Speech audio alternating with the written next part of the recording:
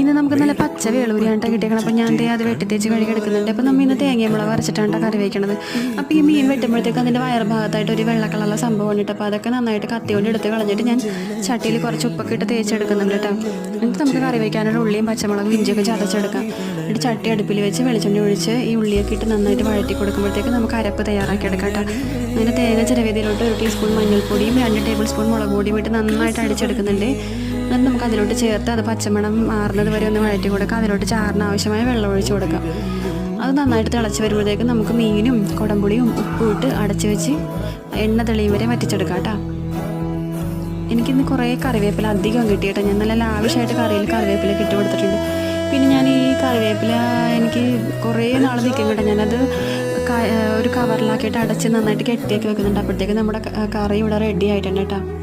അടിപൊളി സൂപ്പർ കറിയാണ്. എല്ലാവരും ഒന്ന് ഇതുപോലെ ഒന്ന് വെച്ച് നോക്കണം കേട്ടോ.